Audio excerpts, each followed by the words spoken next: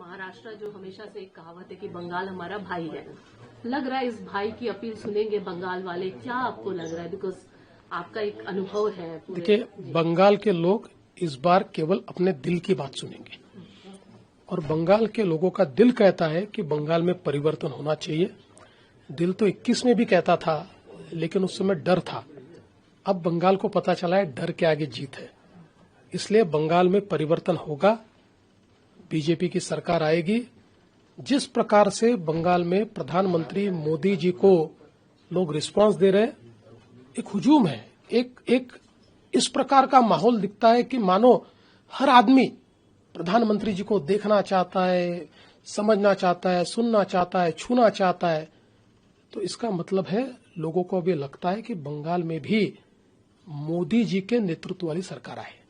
बहुत ज्यादा इन्फ्लिट्रेटर्स एक बड़ी समस्या घुसपैठियों की बात लगातार कर रहे हैं। अमित शाह जी ने भी ये बात कही कि हम चुन चुन के जहां भी है पूरे देश में, वेदर इज मुंबई और अन्य जगह पर, कैसे देखते हैं? ये एक बड़ी समस्या है, किस तरीके से? देखिए, बिल्कुल निश्चित रूप से बड़ी समस्या है, क्योंकि जिस प्रकार से पश्चिम बंगाल की सरकार ने, ममता दीदी ने घुसपैठियों को लाकर यहां पर डेमोग्राफी को चेंज करके कभी सत्ता परिवर्तन न हो, इस प्रकार का प्रयास किया है, देश के लिए घातक है। क्योंकि ये जो घुसपैठिए आते हैं, इनको ना आपके देश से कुछ लेन देन है, ना आपके राज्य से कुछ लेन देन है, ना आपके समाज से कुछ लेन देन है। ये तो अपने सर्वाइवल के लिए कोई भी क्राइम करने को तैयार है, किसी भी ताकत का साथ देने को तैयार है, और जो इनको प्रोटेक्ट करेगा उसके लिए मर मिटने को तैयार है। तो मुझे ऐसा लगता है कि इस प्रकार की मानसिकता वाले ये घुसपैठिए, इनको बंगाल से बाहर निकालना ही होगा।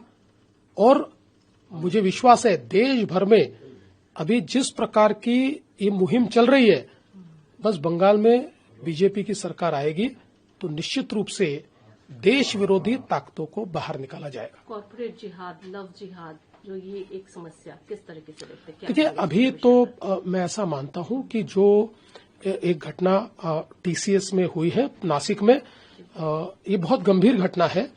मैं टीसीएस को भी धन्यवाद देना चाहूंगा कि उन्होंने भी इसका बहुत कड़ाई से संज्ञान लिया है, और उनके जो प्रमुख है उन्होंने भी एक प्रकार से इसकी पूरी निंदा की है, पुलिस को पूरा साथ दे रहे हैं और इसकी जड़ों तक जाने की हम कोशिश कर रहे हैं। क्योंकि ये एक वन ऑफ द घटना है या ऐसी घटना और कई हो रही है, ये एक बहुत बड़ा डिजाइन है, इसमें कौन कौन मदद कर रहा है, ये सारी चीजों की जांच अभी हम लोग कर रहे हैं।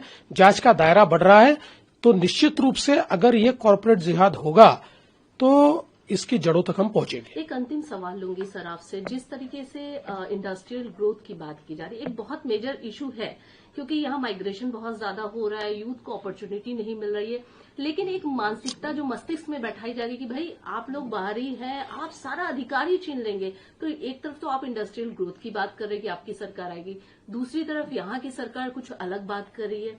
कैसे ये क्या संभव होगा? What is your road map? मैं तो ऐसा कहता हूं कि बीजेपी की सरकार आएगी तो यहाँ रोजगार के इतने अवसर तैयार होंगे कि रोजगार के लिए जो आदमी बाहर भी गया है वो भी ये सोचेगा कि अब मैं मेरे बंगाल में वापस जाऊं और यहां पर रोजगार करूं।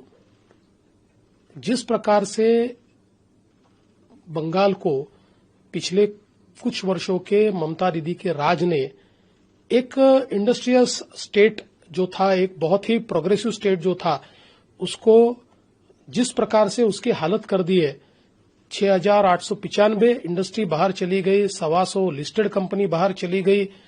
ये सारी जो चीजें, इसमें से बंगाल को छुटकारा देना है और यहाँ के युवाओं के लिए रोजगार तैयार करना है।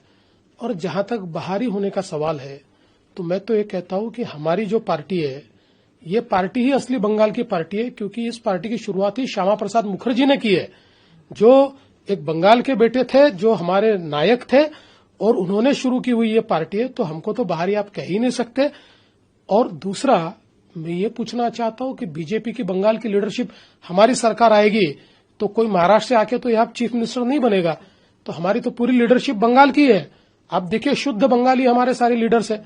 इसलिए अब चूंकि इनके पैरों तले जमीन खिसक रही है, तो इस प्रकार की बरगलाने वाली बातें करते हैं।